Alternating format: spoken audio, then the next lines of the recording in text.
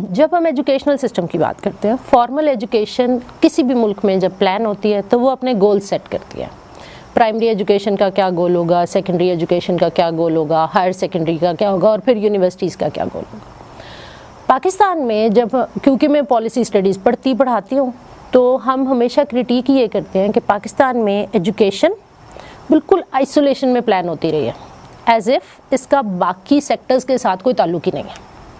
तो हम एजुकेशन के जब बड़े गोल्स भी पढ़ते थे ना, जब हम पॉलिसी में सबसे इनको अच्छा शहरी बनाना है, अच्छा मुसलमान बनाना है और इस तरह के करैक्टर बिल्डिंग के गोल्स बस लिखे हुए, कहीं ये नहीं लिखा हुआ कि इसको अपने लिए, अपनी कम्युनिटी के लिए और ग्लोबल मार्केट के लिए एक ह्यूमन रिसोर्स बनाना है।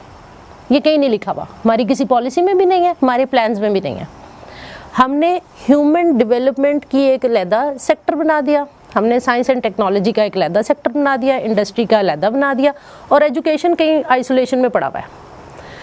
आपकी बात बिल्कुल ठीक है अपनी जगह कि अगर एक बच्चा 10 से 12 साल आपकी स्कूलिंग में गुजारता है तो आपने तय ये करना था कि ये 12 साल गुजार के निकलेगा तो कम से कम 16 से 17 साल का बच्चा होगा, which is a legal age to begin work.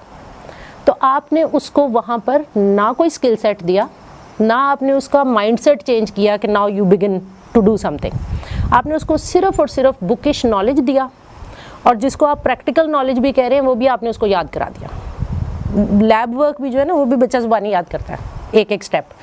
इसका मतलब है कि आपने एजुकेशन के अंदर, एजुकेशनल इंस्टीट्यूशंस के अंदर ऐसा कोई इनपुट नहीं दिया। और अभी भी जो नई पॉलिसी भी आई, जो नया करिकुलम भी बन रहा है, उस पर मेरे जैसे कुछ चंद और लोग कर रहे हैं काम के, जैसे ही बच्चा सेकेंडरी स्कूल में जाए तो आप उसको स्किल सेट ऑफर करना शुरू करें, आप उसको सिर्फ बुकिश नॉलेज ना दें। ये तो स्कूल्स हो गए।